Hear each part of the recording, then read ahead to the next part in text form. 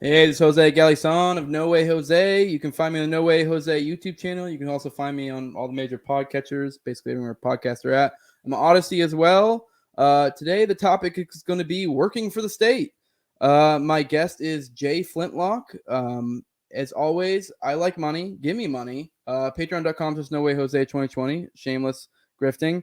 Go check out TopLobsta as well. He puts out quality products. I have merch of mine there that he did. He did the logo. He's done all sorts of shit for me. He did a dope ass Dave Smith Murray Rothbard mashup for our episode I did with Dave on Anatomy of State by Rothbard.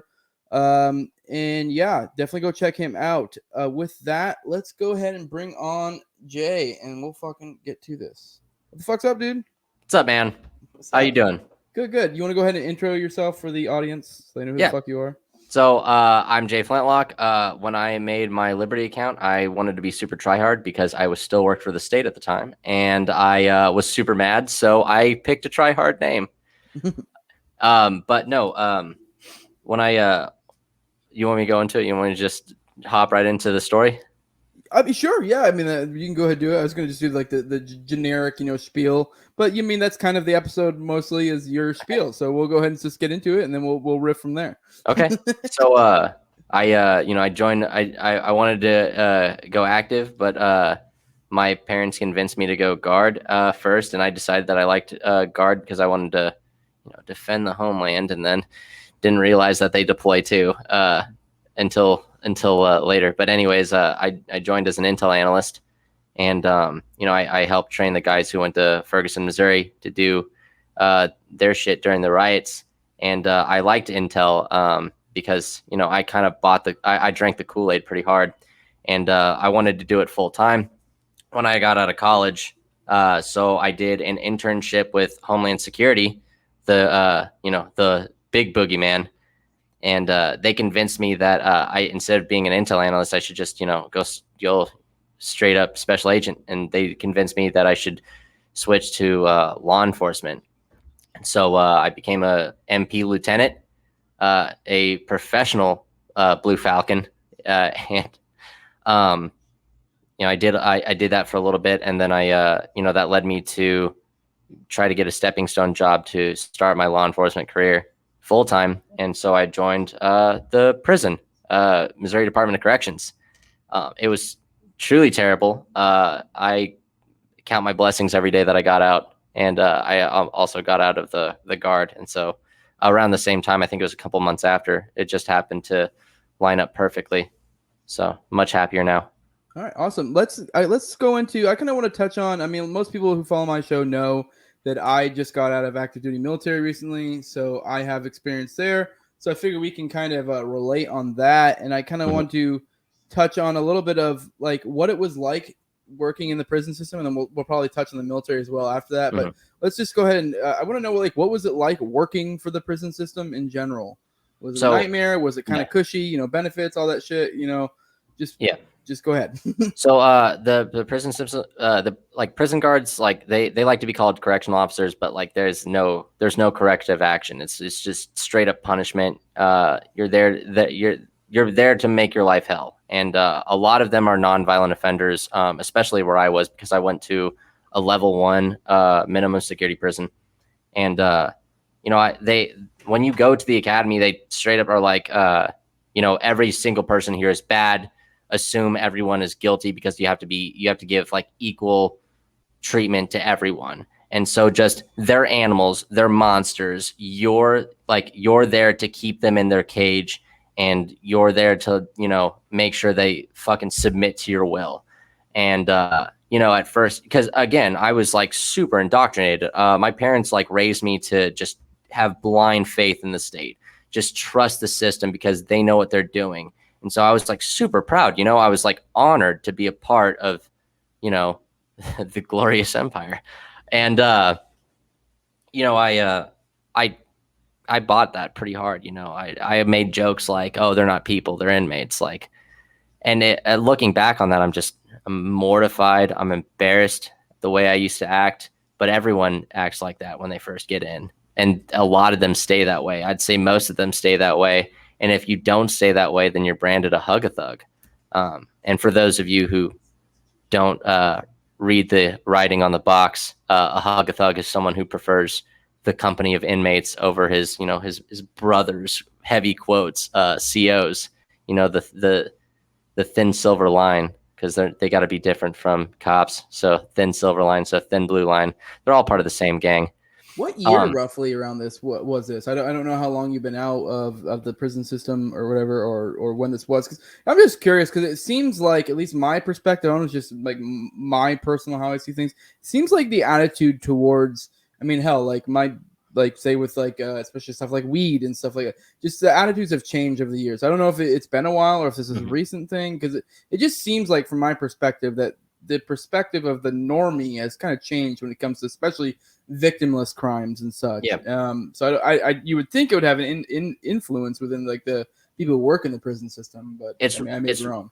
Yeah, it's really funny that you say that, dude, because so I got out last July, 2020, July 2020, and recently, and so when I was in, I wasn't there for the riot, but they had a riot at Crossroads Correctional Facility, which was like an hour and a half away from my facility, and I wasn't there again. I wasn't there for the riot, but I did go there to clear out a housing unit and do a sweep and like check for weapons, for contraband, for drugs, for alcohol, anything like that, throughout a whole housing unit. Take these inmates, transfer them to a different one, sweep it. And so while I was there, I was like, what caused the riot? What happened? And honestly, it's pretty much same story, different day. One of the most famous prison riots was the Attica prison riot back in, I think it's 1971. We're heading on the 50th anniversary in September. Mark your calendars, of the most infamous prison riot. And they had a lot of the same problems that inmates have today. And it's why a lot of the same issues that the inmates at Crossroads, they had the same at Attica. There was racism amongst prison guards. There was, and I'm not talking about like gay fucking blue pill fakertarian shit. I'm talking about like no shit, real like shit. You belong in your place, Yeah. like hard R stuff, Mississippi wind chime shit. But anyways, there's racism. There's like not enough, like all the prisons are like desperately understaffed. So like rec is cut short, and like that's what these guys live for because they have nothing else to live for. They're pretty much indentured servants. I know in the state of Missouri, the highest paying job you can get pays $7.25 a day, and the regular jobs pay $7.25 a month, like $7.25. I'm saying, and so it's just like they're indentured servants, and fuck, they do everything for the prisons. Without inmates, the prisons wouldn't run. And so that should kind of show you like, well, then I guess there's an incentive to keep people locked up, right? Because without them, the prisons wouldn't run, the highways wouldn't be cleaned, the governor's mansion wouldn't be cleaned, CO's cars wouldn't be washed. Not at my facility specifically, but I've interviewed an inmate who was locked up in I think it was Mississippi. It was either Mississippi or Arkansas. And he said that they wash CO's cars. And I think they do that at other camps. They also like wash CO's clothes at some camps. Like they do a ton of shit. And it's just like in California, they fight fires. But when they get out of prison, they can't join the fire departments that they served with. What the fuck is this? What the fuck are we doing? But anyway, I forgot what the question was. I'm sorry. I was just asking like when you came out, and I was relating that to how it seems like the general person, the normies view of like prisoners or criminals has changed to some extent, because especially 15 years ago, if we had been talking to a normie about fucking someone doing weed or even something like coke or something like a victimless crime, they would be they would have been like way more I don't know, cautious about being okay with something like that. And I guess there's still the effect modern day of like lumping all prisoners in together. But I feel like it's much more. Go ahead. You'd think, but one of the biggest drug warriors out there is the fucking vice president, who locked up a shit ton of people for weed when she herself smoked weed. and laughed about it on fucking it was I don't know if it was a televised interview or a radio interview, but like, you know, she fucking, one, she locked up a shit ton of people for weed, and two, she fucking hid a bunch of evidence of innocent people involving drugs and kept people in prison. So, I mean, you say that the average normie is like, well, I'm cool with weed, but fuck, like, why would we have a drug warrior as the fucking vice president? I mean, no If that one were the likes case. her, so that's true. But she has chalks and she dances cool. Yeah. Like, what's the problem? You know? Yeah. I mean, I get what you mean, but at the same time, the president and the vice president are notoriously unlikable amongst the left and the right. So yeah. But I don't feel like they're an accurate representation of the people, which is actually kind of a white It's pill, a white pill. if you look at it from the correct way. Yeah, it's like you know, it's kind of, it really shows the emperor has no clothes, you know. So like, I feel like Trump did a good job of making a mockery of the state, and then Biden's more of a representation of what the state kind of really is at this point in time, you know. It's got to be good for something, you know. Yeah. No, actually, I always joke that he's like, I can never decide who's my favorite president, Trump or Biden, because you know, one made a mockery of the state and one became the perfect embodiment of the state. So yeah, I mean, we have a dying state, and you know, we have a fucking, you know, dying president. So, you'll love to see it. Yeah. So yeah, I just didn't know if that maybe that the temperament of the normal person has affected the prison guards at all, or if, you know, working in that, if anything, just cements your view of like, fuck criminals kind of deal. Well, I got some numbers for you. Hang on. I'm so sorry. In the state of Missouri, or not in the state of Missouri, in the country, you have 2.3 million people incarcerated, and 1 out of 5 of those incarcerated are on various drug offenses. So, I mean, yeah, maybe the average normie, is fine with, you know, nonviolent offenders, but it doesn't matter because laws are nothing but pieces of paper unless someone enforces it, right? Mm-hmm. So, you know, it doesn't matter that the average person doesn't give a fuck about drugs or whatnot. What matters is, does the average cop care? You know? Yeah. But let's touch on. I want to know more about what it was like working within the prison system itself. If you know, was it a decent job? Was it cushy? Was it? I mean, like, because I just came out of the Air Force. That's what I was in. Mm-hmm. I was a mechanic, so I mean, I still worked a decent amount, but even then, it was pretty cushy. But I mean, this is different than. So, you know, the state is not a monolith. You know, when it comes to working, other people have shitty jobs, people have cushy jobs. So, just if you wanted to hit on that a little bit. So when I started, I really had like, you know, a fire under my ass. Like, I really wanted to do right by my community, and I really wanted to serve, and just, you know, I wanted to wear the cape, as some of my friends say, but I was frustrated at first by how slow bureaucracy was.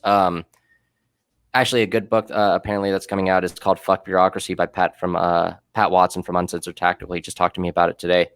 And he describes how terrible bureaucracy is because it's like slow and whatnot. But I was frustrated about it at first. You know, I wanted to improve on my facility specifically. There's a program called Security Threat Group Task Force, because apparently prison gangs don't exist. There are security threat groups. And so I wanted to make a task force that worked with other law enforcement groups to monitor problem inmates that were in security threat groups instead of prison gangs, and you know, follow them outside when they get out of prison, and just, you know, make sure that they stay out of trouble. The thought was to incentivize people to stay in line and incentivize them not to go back to crime. And also, you know, if you're just going to refuse to be a good person, or at least as I thought was a good person at the time, then, you know, it would be easier to build up evidence, put up a case against you, and put you back in the system. You know, like the system was designed to, is just to keep people in. And it's thankfully and not thankfully, this was shot down by my captain, because she, from what my supervisor said, she thought I was trying to steal her job. And again, that's not my words. That's from my sergeant. This was said verbally out loud. So then I ended up getting, you know, I got worse, not worse. I got better. I thought the system was worse eventually over time, because I tried to start another program. I didn't learn my lesson the first time because I'm stubborn, and I try. I was in the Guard. I care about vets. They bought the same lies that I bought. They got indoctrinated the same way I did, and so I wanted to make a veteran advocacy group. There was a specific inmate that I really cared about.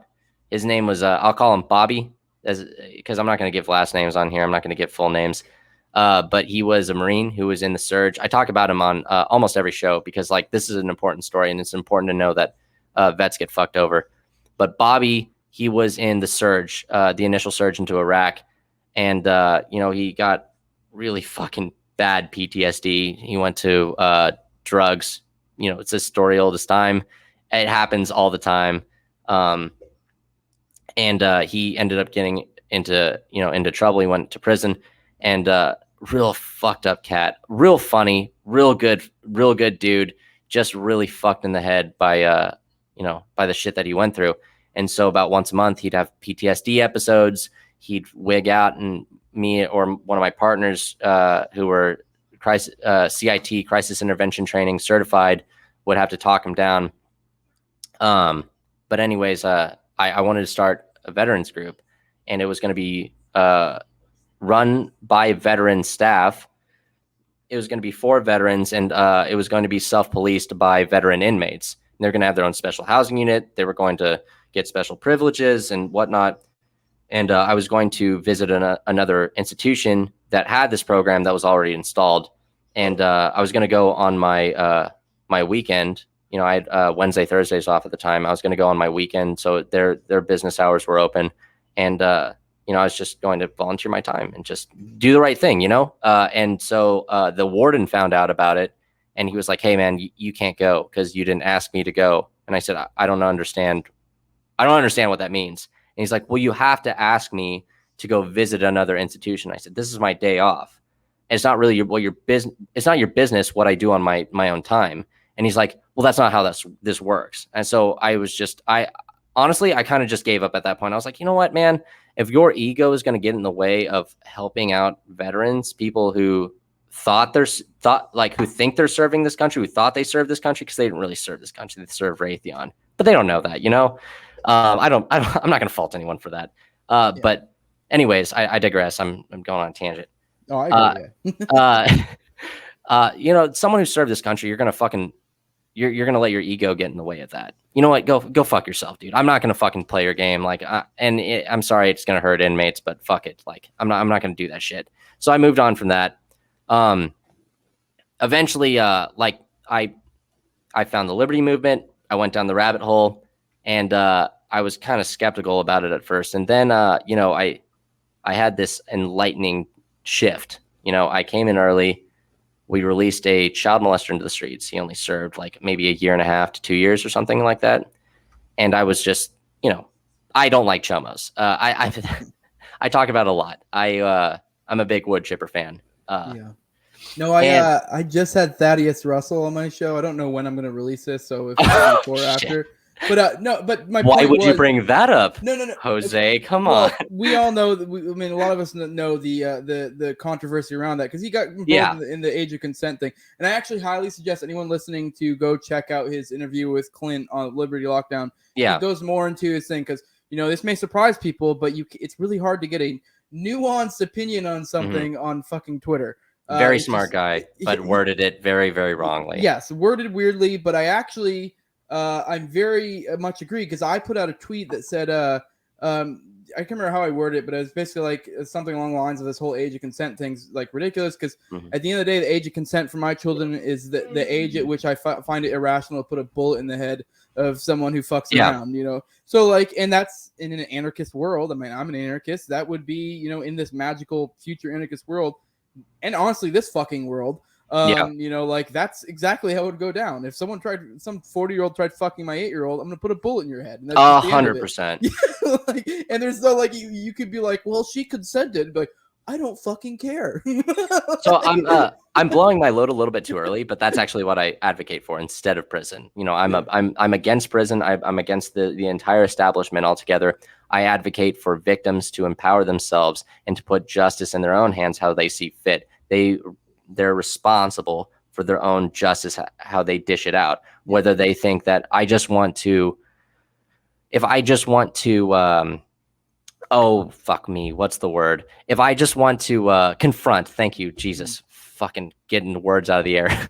If I want to confront my aggressor and that's all, well, you're responsible for what happens after that. And the community now knows what that person's capable of. So they're going to be skeptical of it, yada, yada, yada. If you want to fucking bury that guy and you get it wrong, well, you made that mistake. And that's a terrible burden that weighs your heart, and you have to live with the fact that you just buried an innocent man and did God knows what to that person. And you all also have to deal with the idea that other people may know that, hey, what you did was on shoddy evidence or whatever, and you're going to have to live with the repercussions of that, whether that means they're going to come after you. So it's kind of one of those things of like, if you're going to fucking do it, you better have your fucking ducks in a row. Yeah, exactly. Don't we advocate as anarchists? Quick, sorry, I don't mean to cut you off, but I do want to clarify because I was leading to something, just kind of tying to my other point.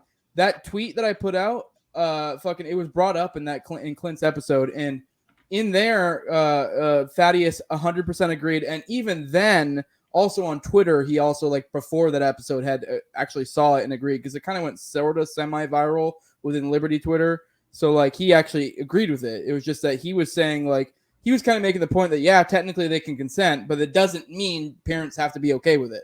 So, like, whether or not they consent, I don't give a shit. That's just semantics at that point, whether you're saying so-and-so can consent. At the end of the day, I'm the parent, and if I have an issue with it, I'm going to fucking deal with it. Yeah. All 100%, yeah. And Thaddeus 100% agreed. So just for everyone out there, that's like kind of where I come from, because a lot of people still drag him for that shit. He agrees. And to be fair, there's something to be said that, like, if you're getting on this, like, who can consent, who can't, you're kind of in a weird spot. So I know I'm very much in I'm very Sterner-esque in that, like, you know, I guess in a sense, might kind of makes right. So like you can technically say that, like, per Sterner, he would say that sort of that, like, whatever you have the power to do, you can do, which is like more just describing what is. And at the end, so it's kind of like, yeah, you can say technically that pedo has a right to it, but I also have a right to fuck you up. So like, fuck around and find out. A fellow Sterner respecter, I see. Max really did a number on the community, didn't he? Yeah. I'm a big fan. So I mean, that kind of like once you start thinking that way, it kind of throws away this whole like age of consent nonsense, because you're like, that's beside the point. At the end of the day, it's backed up by what I'm going to do. You can say my fucking 9-year-old consented. I don't give a fuck. Yeah. Like, you're gonna get a fucking bullet in the head. You know what I mean? So yeah, dude. Exactly. Like, and isn't that what we're all about? That's what I was saying. Isn't that what we're all about as anarchists? Is self-responsibility, self-reliability. Why rely on a system that's broken, obsolete, moral, evil? I mean, there's plenty of studies on it. In fact, I always revert back to the Stanford prison experiment. It highlights how man, when they are put in a position of authority, will take advantage of it and run with it. For those of you who are not familiar with it, the Stanford prison experiment was done. Again, if you can't read the instructions on the box, at Stanford prison, it turned into Stanford prison, Stanford University. The professor wanted to study the effects of what prison does to people. So he split up his class in half, and half of them were inmates, half of them were COs, correctional officers, and they were, I can't remember how long they were locked in the class, or not a classroom, but like a building. But the students took it and fucking ran with it. The prison guards immediately became fucking monsters. They became fucking authoritarian fucking nightmares, and they forgot that those were even their fucking fellow classmates. And they really treated them like fucking animals, you know? And the fucking people who were quote unquote inmates, you know, they acted like animals. They fucking, you know, felt that they deserved what they were getting. It was just a nightmare. It had to be shut down early. I forgot how we got down this rabbit hole. Yeah, I don't know what point you were getting at, but I know of the Stanford experiment. Yes. Okay. So I was radicalized because of a terrible shift. I released a chomo right in the beginning of the shift, right in the morning. And they put me on transportation. And so I was going to ride with one of our, really good dude. He's a veteran CO, was in for like maybe 25 years or so. Literally one bad day away from like turning in his badge and like, I quit. I'm not good for this anymore. But anyways, we did a transportation detail. We went to another facility, picked up some inmates, brought them back. There's not much to do. We didn't have much in common. This dude's old as shit, and I was like 23. So like, I'm a kid. He's an old man. So I just pass the time, read the face cards to see who we're dealing with here. Face cards have everything that an inmate is. It has their race, gender, their name, their aliases. Because, people still have aliases. Worst one I ever heard was Nelly nickname. I was like, yo, are you fucking like from the 20s? That shit's dumb. And that's the shit you take a Tommy gun and fucking shoot into a wall. Like, watch out, cuppers. Look for Nelly nickname. Anyways, as their aliases, their gang affiliation, their fucking tattoos, like every birthmark they have on their body, what they did, how many years they're serving. So a couple stuck out to me. There was this aging hippie, super long hair. It's like 60, right? He had 35 grams of weed on him. He got 5 years in prison, right? 5 years for 35 grams of weed. That's fucking insane, dude. And then there was this guy who beat his wife, domestic assault, and he got 2 years. And then I'm thinking back to this morning. Whoa. What did she do? I'm just kidding. I'm joking. Hey, we have to assume she's a white woman, man. No, I'm kidding. Totally joking. Not okay. No, but he got 2 years, and this fucking chomo got like a year and a half, 2 years, something like that. I can't remember, honestly. I think it was a year and a half. But and I'm thinking to myself, this dude who's like you could like a gust of wind would take him away. He's like skin and bones and long silver-haired hippie. Are you fucking kidding me? This guy is the threat. He's got 5 years on him, and we're fucking like gonna let this wife beater out before him. Dude, this is wrong. Like this whole system's broken. This whole thing that I'm a part of, that I bought into, that I've dedicated my fucking life to. Like, dude, I fucking dedicated my whole fucking life to serving the state, and it shattered in that moment. Like, dude, my whole world came crashing down. I literally stayed up all night just staring at a wall while my wife went to bed, and I was like, what the fuck have I been doing? Who the fuck am I? Like, I'm a monster, And it changed that day. It fucking completely changed my worldview.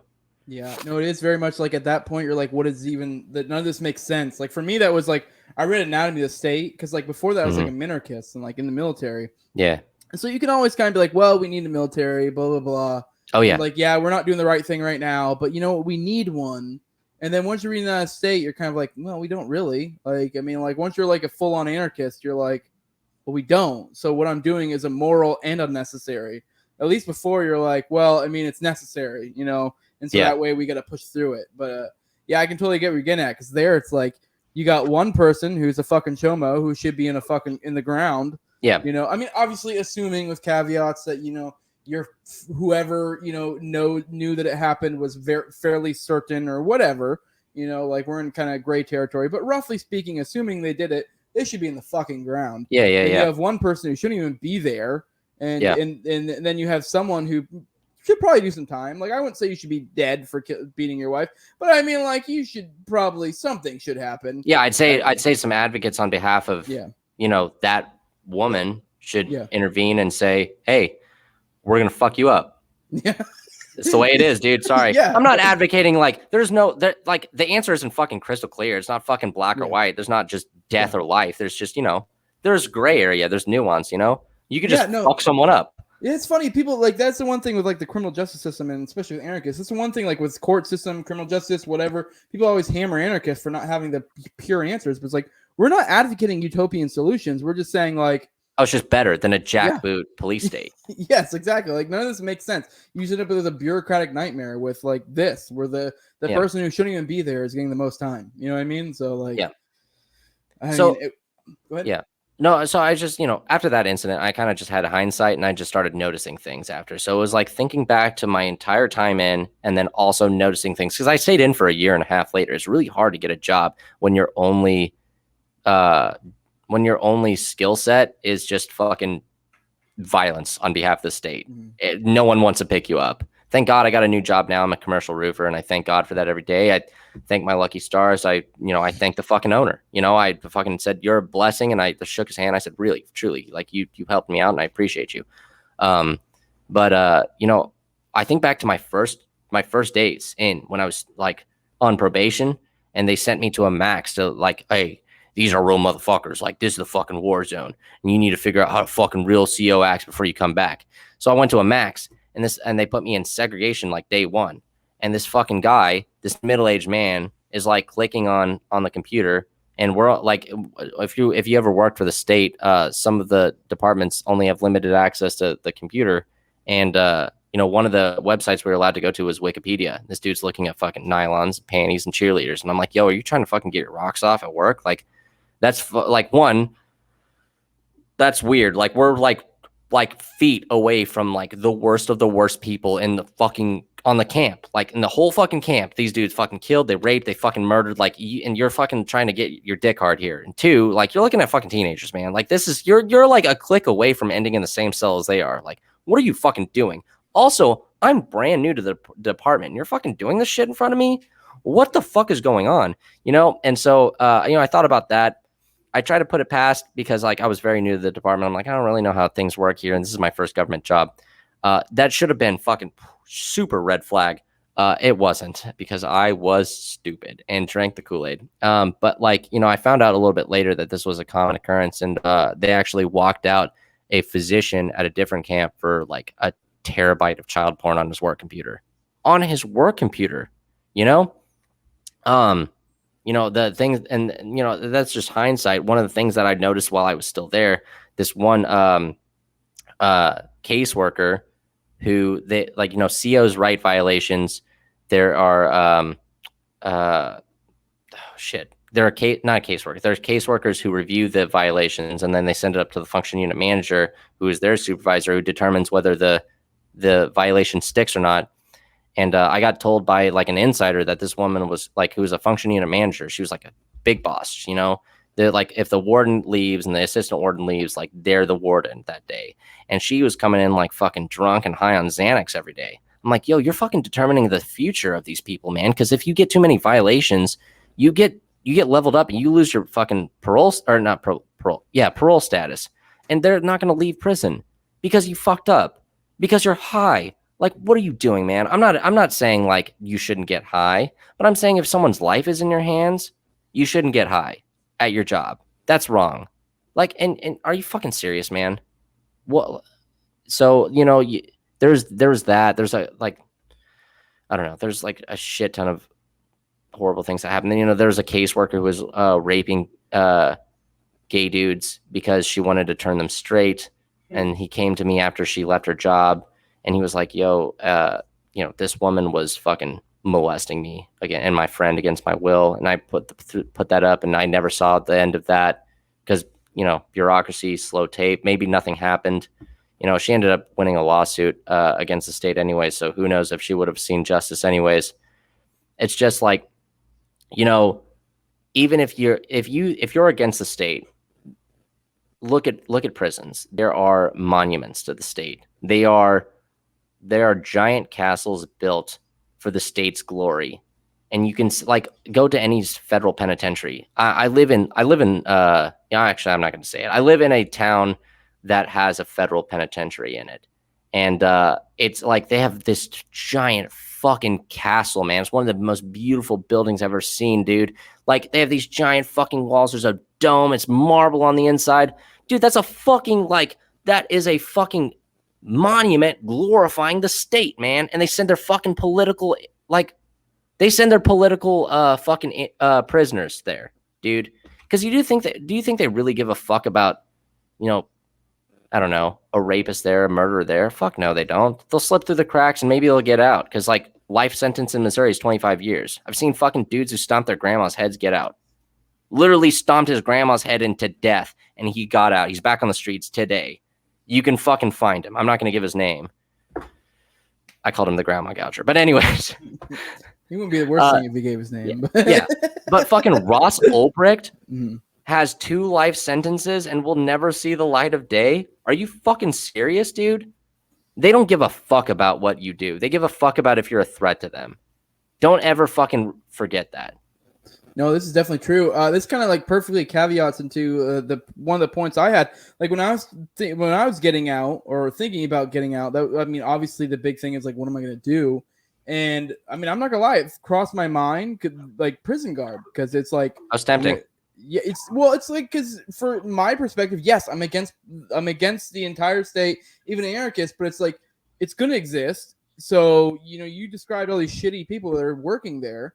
So what would be your reason, or actually, do you think people like our kind should take those positions, or should we back off? And if so, why or why not? Because I mean, there is some case to be made that it's like, it's going to exist one way or another. Like, wouldn't it be better to have people who are going to, have a positive influence in these people's lives? And I'm actually, we were talking before, I'm actually very in between this. So like, I mean, it you know what I mean? Like, I'll let you go there though. I'd say, is it worth your own? I'd say, is it worth your own, mental health? When I was in, I became really jaded, man. Like, just I had a therapist, and she didn't say that I was an alcoholic. She said I was a problem drinker, which is like right on the edge of becoming an alcoholic. And I was fucking bitter. I lost a lot of friends. I almost lost my wife, man. Like, the things that I said, the things I did, people were like, anyone that I looked at was a rapist or a murderer. I was an animal. I was a monster. Is it worth your sanity? Also, you're a fucking agent of the state. I know that you personally think that, and I know that post-libertarians think that the state will always exist. I mean, I don't know. I have hope. Maybe the state will collapse because we're inflating our dollar beyond proportion, and I think the collapse is imminent. To clarify, I actually do agree with the post-libertarians there, but I think they're getting the wrong conclusion there. Yes, the state will always exist, but that doesn't mean you have to exist within it. And even if you do exist within it, you can I don't know, you can have a, how am I going to put this? You're tiptoeing that agorism line, dude. Yeah, exactly. It's actually with like agorism, you can. Like, I listen to your shit. Yeah. Oh, well, appreciate it. But even then, you can still like, even if you do exist within the state, you don't have to 100%. You can kind of reduce the influence it has on you to the greatest extent possible. So like, yes, I mean, I very much like, agorism. Like Konkin said that it would be like, he even kind of, I mean, I'm kind of, it's been a while since I read it, but he kind of sort of said that the state would sort of probably always exist, because all the state is at its root is just fucking, people believing they have the right to rule over them, or vice versa, people believing people have the right to rule over them. So like that will always exist, just no different than like, say, racism is what I always use. Like there's always gonna be people who have fucking preferences when it comes to like race or whatever. So the same thing goes for the state, but it can also, just much like racism today, it's pretty fucking goddamn harmless. That might fucking offend some people, but it's kind of fucking true. I mean, for the most part, yes, but the same thing applies when it comes to the state, where it's like, yes, like the state I think will probably always exist, but to what extent, and you don't necessarily have to exist within it. So yeah, I do think people think that's some grand conclusion when they say the state will always exist, but it's like, yeah, but there's a whole lot of caveats to be had there. So, but yeah, go ahead. Sorry. Well, bad. I'll say this. I mean, besides the obvious fact of like, if you hate the state, why would you join the state? That's a very obvious one. And I've failed on that messaging. I've lost a personal friend to the state, like someone that I've went to a fucking like Liberty events with, and they joined the fucking Missouri Department of Corrections. That was my greatest failure. And I will have to live with that. I mean, fuck, I still talk to him today, and I ask him how prison is, and he's like, this is fucking terrible. But this and that and this and that, and I can justify it because of this. And I'll have to live with that, dude. But I mean, I will say this: you can do good in prison, and I have to admit that. I'm not going to be honest with your audience, with my audience, if I don't say that. I've radicalized COs. You can access Mises.org within fucking state computers. In fact, the first time I heard Anatomy of the State was at work because I played it as an audiobook in the fucking CO office. And I blasted that shit so COs and inmates can hear it. I did. And no one stopped me because no one cares in prison. But anyways. Yeah, the same goes for the military too. I mean, yeah. I can't say I necessarily made anyone like an anarchist or something, but I can definitely tell I made an impact on people's, thoughts. So that was something that always kind of really fucked me a little bit, because it's like I got out at 11 years. So it's like 20 years is the usual what people do if they're going to retire. So like it's like I could have technically kept rising through the ranks and had more and more influence over people. So there's an argument to be had there, that especially where I was just a mechanic, so it wasn't like I was like fucking killing people, but I was fixing the planes that would then refuel other planes that would fucking kill Yemenis. You know what I mean? So it's like I am within that chain. Yeah. So you're going to have to get in a use of force when you're when you're a CO. It's going to happen. You're going to have to do it. I've had to put hands on Bobby, and I did not want to do that. I've had to put hands on drug dealers. They're entrepreneurs. I did not want to do that. I've had to put hands on people that I have had great rapport with. There's a guy named Spitter Steve. I had a great rapport with him. When I was cuffing him, he was like, "Hey man," I almost said my last name.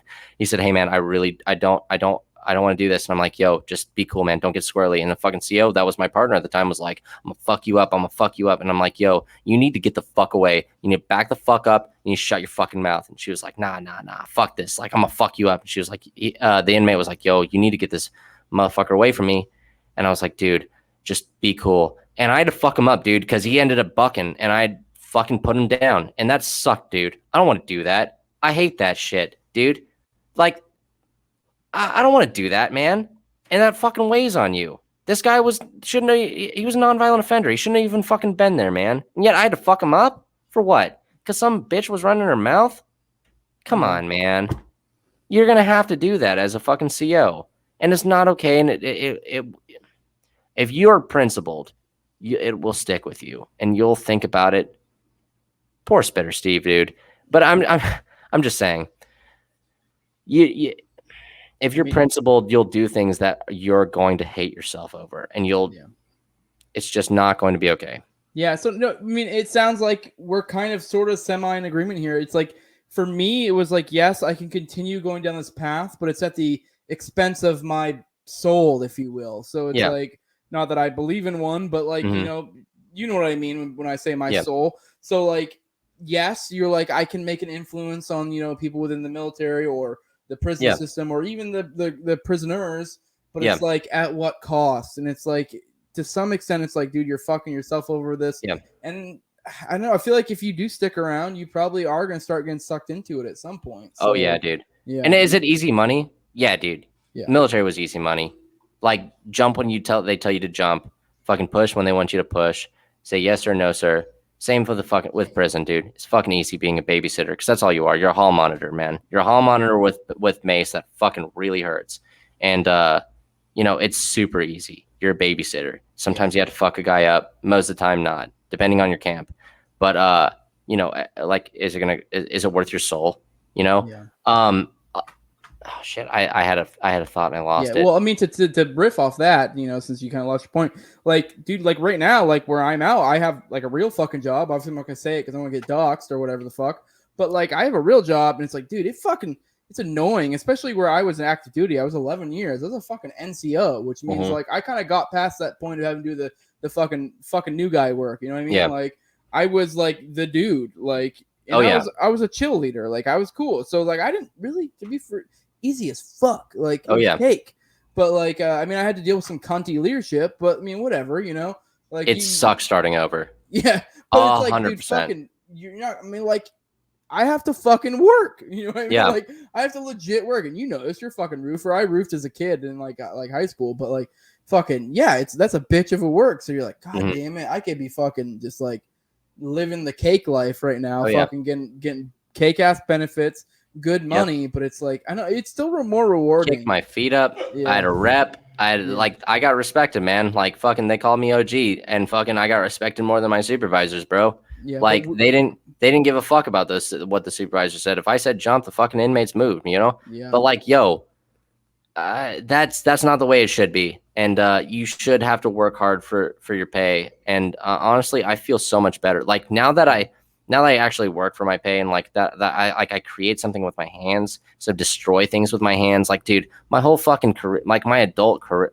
life has been fucking violence. Like that is how I made my pay, was violence against my fellow man. It's fucking heartbreaking. You know, that's not a good way to live, and it's destructive. I might sound like fag, you know, I might sound like a super fucking faggot right now, but like, yo, if you really think about, like, dude, man shouldn't fucking put hands on another man unless in self-defense. It's wrong morally. You know, that's why we're fucking anarchists, right? That's why or libertarians, whatever you fucking your brand is, minarchists, like whatever faggot you are, autist. But that's why we're here, right? Because we want to pick the moral route. We don't want to pick the easy route. Physical violence on your fellow man is not okay unless it's in self-defense. And what I did was wrong. And honestly, if that doesn't incentivize you, I make stupid fucking money right now, like so much fucking money in the private sector, dude. The amount of guns I bought, the fucking, like, I don't have to worry about fucking bills. I don't have to worry about shit, dude. Like, I just fucking rain money on my fucking wife. It doesn't matter. Private sector, so much fucking better on money. If that's what your incentive is. I mean, like, fuck, you know, the post-libertarian assholes are like, oh, make money, make more money.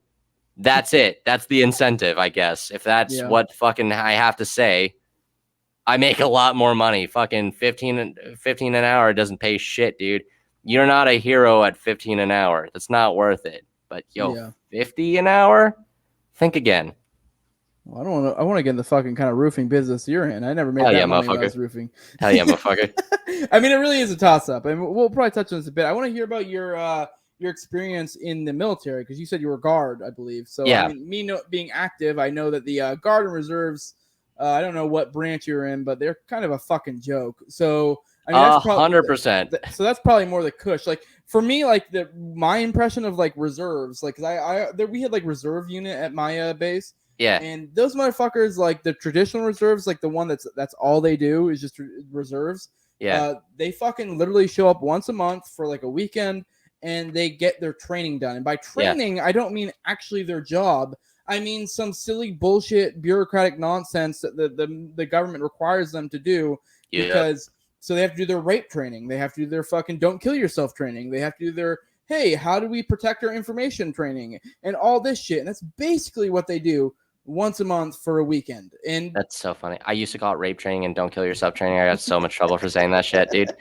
Yeah. No, that's what it is. Okay, so I did. Okay, I'll come at you from multiple different approaches, avenues of approach, if we're using military terms. So I started enlisted. I was PV2 when I started, because I recruited someone, so they fucking threw me a bone and gave me a rank. You know, I liked being an intel analyst because I thought I was a cool guy. They told me I was going to be James Bond, and that got my dick hard. And really, I was a PowerPoint fucking fag. But anyways, it was cool knowing stuff that other people didn't know. And, looking back again, that shit was wrong that I learned. And I learned the government's dirty secrets, and that didn't radicalize me. And I got to really evaluate my own intelligence about that. And, but then, the Ferguson riots happened. I didn't go because I ended up becoming a cadet. I ended up joining ROTC because I wanted to make a difference in enlisted people's lives. I didn't like how I was treated as an enlisted, and so I wanted to help out my fellow enlisted man. And so I was ineligible to deploy. I didn't know at the time I was ineligible to get activated, and so I ended up training the guys who went to Ferguson. I ended up training the guys who got deployed later, who went to Turkey and Kuwait. And apparently what they saw horrified them so much that guys who wanted to stay in the whole time left immediately after their contract had ended after that deployment. And so, I went to ROTC, and, I was treated even worse there. I didn't like how enlisted were was being treated, but I ended up being treated worse as a cadet. One of my master sergeants, my mom got cancer while I was in, and I missed her first chemotherapy treatment because they said that they're going to kick me out of the program unless I went to this fucking fundraiser event. And when my mom died, one, my master sergeant said, "You're a liar. I don't think that your mom has cancer, and I think that you're a liar." And that I've never been told that before. And if I, me as a man now was in the boy's body then, I'd fucking punch that motherfucker in the mouth. It's fucking you fucking dishonored me, But anyways, he called me a liar, and then whenever she died, he told all the NCOs, the sergeants, to not talk to me about it and to not approach me on it, and don't tell them that they're sorry for my loss. I literally had a guy come up to me and go, "Hey, I'm not supposed to talk to you, but I'm really sorry that your mom died, dude. Like, that's terrible, and you should never live through that." But that's the type of mentality you're gonna work with in the military. Like, are you fucking serious? I was like fucking like I was like 21 at the time, dude. And you're gonna have a fucking grown ass man say like, "Dude, fuck your feelings and fuck your mom, fuck your mom's memory." I was a fucking kid. I didn't know what the fuck I was doing. You're gonna fucking chastise a kid? Fuck you, dude. Anyways, I became an officer. I had 40 soldiers under me, and I couldn't do shit to help them out. I did like small things, like I'd let them out early because I don't believe in wasting a soldier's time, wasting a soldier's money. Average shit, decent shit a person should do, like whatever a supervisor would do to help out their people. I've had bosses that when we had no work whatsoever, be like, "You need to stay." Well, like, "I need your 8 every fucking day." Yeah. You're like, "Why? There's literally nothing going on. Like, Yeah. Everything's done. Like, you just want me to sit with my thumb in my ass? That's what you want? Like, Yeah. There's nothing going on here." My boss did that to me, so I'm going to do that to you because I'm a fucking faggot and I don't know what the fuck I'm doing, so I'm going to do whatever my fucking boss did. Yeah. What are we doing, dude? How much fucking time and money are we fucking wasting, dude? Exactly. Putting morality aside, I'm just saying, like, what the fuck are we doing? No, there is something to what you're getting at there, and being like the good leader. And it's like that's kind of what makes it harder to leave, because you do see the incentives and how people get treated in the system, and you're like, well, I kind of can see above that, and so I can treat people better, and I know how to weave in and out of the system. So like, what I mean. So you're like, it does make it a little bit harder, because you're like, once you're gone, someone else is going to be shittier. But it's like you just can't keep fucking doing it. Like, that's kind of where I was at. So it's funny, because like I wanted to make the lower enlisted lives better, right?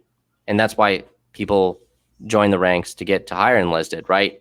So the higher enlisted want to do the same thing as I do, but they don't have the authority that I do. So if like a douchebag piece of shit fucking like master sergeant comes up and reams out my privates or my specialists, right? My NCOs can't do shit. They're fucking E6s, right? But they don't want to talk to me because they don't. It's not my concern, quote unquote. It's not my concern because I have bigger fish to fry, which is the only reason I became an officer, was to fry those motherfuckers, right? No. That is my fish to fry. I'm gonna fucking burn them. Or, it's fucking their fellow E6 is doing it, and like they want to keep that shit in house because they don't want to fucking be a buddy fucker, which is the exact reason I became a fucking lieutenant, was to fucking fry those motherfuckers. And, like I got a little bit more respect than the other lieutenants because I was former enlisted. And so like, yeah, my word didn't really reach as far as anyone else's, but it reached a little bit farther than the other fucking douchebags who just can't graduate from college and did some training, Mm-hmm. But like, I couldn't change shit. I help them out here and there, onesies, twosies. But if you think that you're going to join the guard to help out, you're not going to. And if you think that you're going to get quote unquote boog training, you're just fucking justifying a decision that you already made. And it's just like, it's sad. It's really sad that people can talk you out of it. Such a joke too. Because fucking people think that you're going to be like a badass when you join the military. Like, no, dude. No. Like, you're going to be a fucking lawnmower or fucking someone who mops the floors. You're just going to do bitch work, and it's going to suck, and you're going to hate yourself, and you're going to say, damn, that was a fucking mistake. It's not badass, and most of the people who get out and act like they're badasses were probably the ones who didn't do a goddamn thing. Yeah. So, like, and I mean, most people, I mean, I'm not saying I did like a fuckload of badass shit, but I'm also not being like, oh, I'm a fucking badass. But I don't know. People get in their heads with that shit. It's so fucking gay. I can't stand that.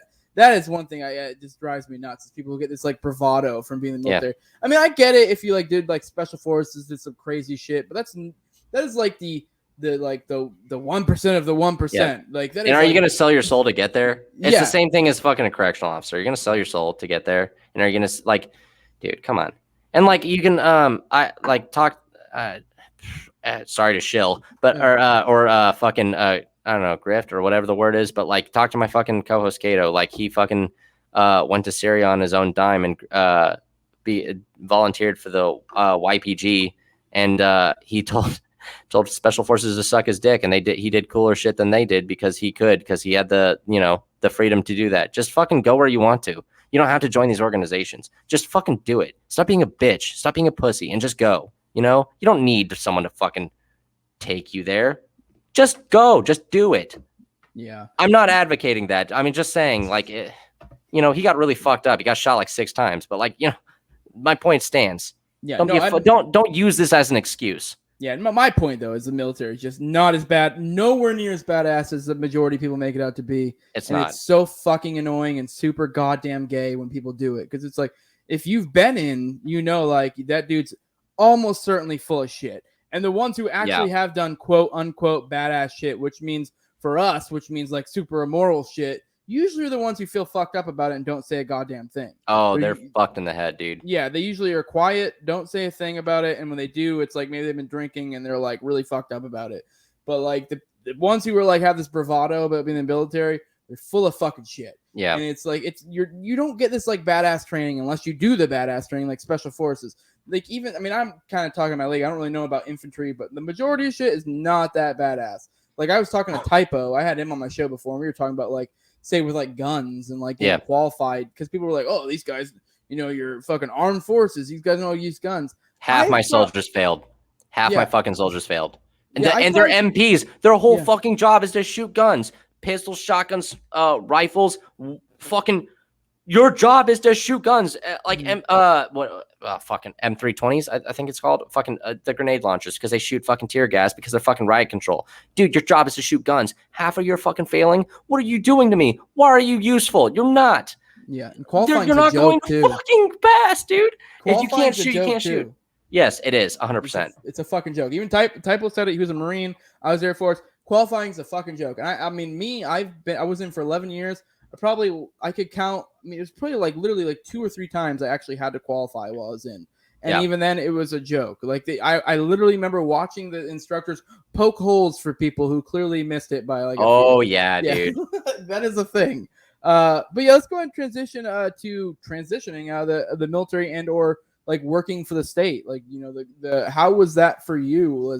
Was that a hard move? Was that because I mean, for me it was, they got their hooks in. For me, like, I mean, if you've been listening to my show, I'm engaged in agorism for any feds listening. That's a fucking joke, but like, but I was able to kind of ease my transition out. And like you said, you, even after your revelation, you kind of stuck around for a while. I did the same thing.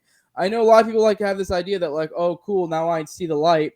All right, I'm out. I'm going to like stand on my principles and bounce. But it's like, what? Like, I have a wife, I have kids. I mean, sorry, my principles take a you can call me a fucking unprincipled piece of shit. I don't really care. But at the end of the day, like, I have mouths to feed, I mean, those are valued more than my principles. Call me fucking whatever you want. I don't give a shit. But like, I did try my best to ease the transition, and like agorism was something that helped me. So how was the transition for you? Was it like not hard? Because I was 11 years in the active duty. Go ahead. Do you mind if I say one more thing about the MPs? It's super important. Okay, so like we'll transition into this, but like, okay, so like when I was in the Army National Guard as an MP lieutenant, okay, so I was in the Guard, so these guys had to have full-time jobs, right? Most of them were cops, because military police transfers over to law enforcement. Most of them are cops. So there was this day, just if you, the motto of MPs are like, of the troops for the troops, right? We're supposed to be advocates for the soldiers. We're supposed to look out for our fellow soldiers. We're supposed to be the best of the soldiers, because if we don't hold the line, then there is no line, right? So, you know, in my opinion, I took that to heart because I'm, you know, kind of gay. But there was this day, it really stuck out to me where I was, you know, I was doing paperwork, and this, you know, these soldiers, they were all NCOs, like higher NCOs, and they were chuckling in the corner, whatever. They're in their fucking, you know, boys club. And they, you know, sir, you got to see this shit. It's so fucking funny. They come up to me and they show this guy. He's on Facebook Live, right? And he's talking about how his girlfriend left him. He's a vet. He's a veteran, right? He served this country. His girlfriend left him. He lost his job. He has nothing left. He puts a shock in his mouth. He fucking blows his head off. Facebook Live. His dog comes up, he's fucking barking, doesn't know what's happening. Cops bust in. They're like, oh, fuck, we were too late. And these guys are laughing about it, dude. They're laughing about their fellow fucking brothers, quote unquote brothers, fucking killing himself on Facebook Live. And they're laughing at that. It's the funniest fucking thing they ever seen. Like, yo, I'm a fan of dark humor, but like, yo, that hurts, man. That's my fucking guy. Like, that's the people that we're supposed to be looking out for, man.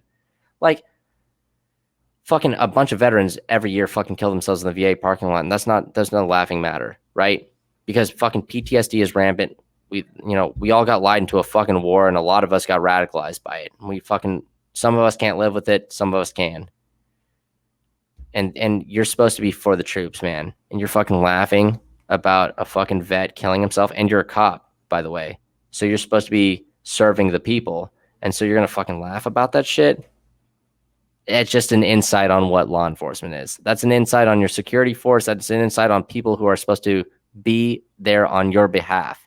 You know, when you call 911, that's the guy on the other end who's coming to quote unquote rescue you. He doesn't give a fuck about you. You're a chalk line. You know, no one's there to save you. You're there to save yourself. You got to do anything you can to save yourself. But again, I digress. We're trying to move past this. My transitioning. You know, when I left prison, there was a lot of people who were like, you're not going to make it. You're going to come crawling back. They don't care about you, dude. They don't give a fuck about you. They want you to come back because you're just another number. You're just another body. You're just another shift. Okay. So, you know, for those of you who are law enforcement out there, for those of you who are first responders out there, because I like to reach out to you.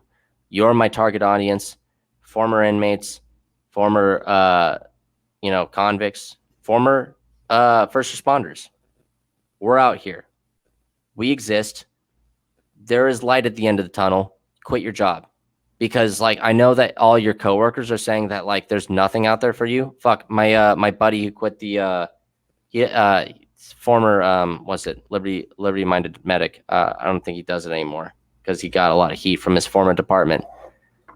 Because that's what happens when you leave your department. They feel threatened. They threaten you with like, you know, everything they have in their disposal. But anyways, what I'm saying is you know, they told him he's gonna be nothing. They told me I was gonna be nothing. They told me I was gonna fail at roofing. They told me that I was gonna come crawling back because that's all I'm good for. And you're not. You're better than that. You're better than the state. You're better than bitch work. You're better than serving. And you're not serving the community. You're serving fucking tyrants and monsters, blood-soaked fucking pieces of shit. You know? You're better than this, and you deserve more. You deserve to be paid more. You deserve a moral job, and you should seek it. It took me a long time. It took me a year and a half to find a fucking job, and I had to pull strings, and I had to talk to friends who knew someone who knew someone who knew someone to get me fucking interview, and it was worth it. You know, you just have to dig. You just have to fucking dig down and find it. Fucking get a different job, dude. And it's so worth it. When you fucking leave, when you walk out that gate, when you walk out that fence, put your badge down on that fucking desk and you say, I'm done. It's the greatest fucking feeling in the world. It's the greatest fucking feeling in the world, dude. There's nothing like it. You can sleep soundly at night. Dude, nothing better. Yeah, I feel you. No, that's definitely true. With that, what would you tell someone who wants to work for the state? What would be your parting message for these fucking lost souls? Don't. Sweet Christ, don't. You'll regret it immediately. Yeah. You will. Like, dude, the moment you walk into the Shark Tank, like, are you talking about prison specifically or first responders? Just the state. I was just using the state because I mean, you're military. You were fucking prison as well. So it's you kind of both. Just, I mean, they're kind of different. I'm sure. Like, it seems to be the prison was a little shittier, whereas it sounds to me like the guard was a little more cushy. So, but Well, it's once a month, but they own you still. Like yeah, if you work for the exactly. state, they own you. You know, they own your ass. You know, when I worked for the prison, it was damn near impossible to get fired. There were people who sold drugs to inmates. They were asked to quit. There are people who had sex with inmates. They were asked to quit. There was only one time that I was going to be threatened to be fired, and that was if someone discovered I was Jay Flintlock. Because the one thing that you can't do is speak against them. They don't like gang members who speak out against them. You can do anything you want. It's impossible to get fucking fired unless you're a bad gang member. So people that I would tell who are joining the state, I mean, if you're really thinking about it, you're already too lost. Like if you've heard all of this and if you've seen everything that I've done and you've heard my speech at the, that I have pinned on my account, if you've seen my posts, if you've seen Free Thought Project, if you've seen everything that, the amount of innocent people who are locked up, I think it's 250,000 people at this point as of 2020, according to the Innocent Project, that are locked up right now. I can't help you. You're going to do what you're going to do. I already lost a guy to prison who's working now. And I feel bad for you. I really do, because I know it's going to come, and it's going to be a world of disappointment, of self-hatred. It's just going to be sad. I really feel bad for you. And, I don't feel sorry for you, because I gave you every warning I could.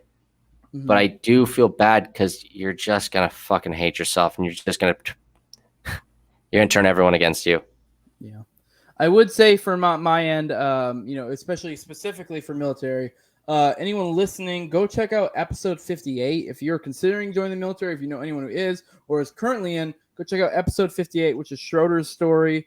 Was that the one that I hit you up about? That was the one that I talked to you about? Maybe. The guy who he took out those innocent people? Yeah. That one will listen to that. Yeah, listen to that episode. Yep. That will and I like that episode so much because there's a contrast to me, who was in the Air Force. I had more of a cushy. I did the 11 years, so I was like kind of doing the whole careerism path. He did an enlistment, was like basically the real shit, was in the shit, and he did some fucked up stuff. So you got to kind of compare and contrast, because like he basically had the real shit path, and I had the the bureaucracy, kind of cushy path, and you get to see how they're both shitty, and especially his like will fuck with you. So anyone checking it out, and I can't. I mean, that was my pinned tweet for like forever until I got the Dave Smith episode. But I don't blame you for that. Yeah, I mean, no one can blame you for that. Which, I mean, I wish that fucking episode got as much traction as the Dave Smith episode did, because I feel like that one is way more powerful. But yeah, with that, is there anything I missed that you really want to cover, or you? I'll think of it. I'll think of it later, and I'll hate myself for it. Oh, it's all good. With that, you want to go ahead and drop whatever plugs you got, unless you can. So I occasionally do my own show when I find inspiration or someone hits me up about their time as a first responder. It's the Flintlock Faction. Again, super gay name, super try hard name. I was very angry when I made it. And I occasionally write essays as well. Sometimes it's on N Block Press. I'm currently working on one for the Anarch. And I have a Twitter. It is J Flintlock, J_Flintlock. I'm on Instagram. It's Lever Action for Liberty. I got zucked, so I went to a different weapon system. If you're a first responder, please reach out to me. I'd love to have you. If you're a former inmate, please reach out to me. I'd love to have you. I'd love to hear your story. I'm just trying to reach out to anyone who has any contact with the fucking criminal justice system. Get your story out. Just let me know. Just hit me up. That's all I got. All right, awesome. For me, I am No Way Jose YouTube channel. I'm on all the major podcatchers. Right now, the stuff I'm working on, the biggest thing I'm working on right now is I'm doing an Anarchist Handbook series. So I've got Magnus Pinvidia. We covered Sterner. I did Dave Smith. We covered Rothbard. I just recorded with Thaddeus on Emma Goldman. I'm going to be recording this week with Ace on Benjamin Tucker. and there'll be more to come. That's what I got scheduled for now. I already have other people slotted, not slotted, but I haven't penciled in, but not penned like slotted for an actual time yet. But I have other people. I have a whole bunch of stuff coming up with that, so that'll be interesting how that goes. Those episodes are lit, dude. Yeah, no, I'm having fun with them. They're definitely good. No, it's just definitely fun. It's cool reading through it too, because I'd highly suggest anyone who's interested go read it, because it's just cool seeing anarchy from all the different perspectives. Oh yeah. With that, yeah, like, share, subscribe, all that gay shit. With that, I'm out. Appreciate you coming on, bud. Yep. All right, well, broadcast.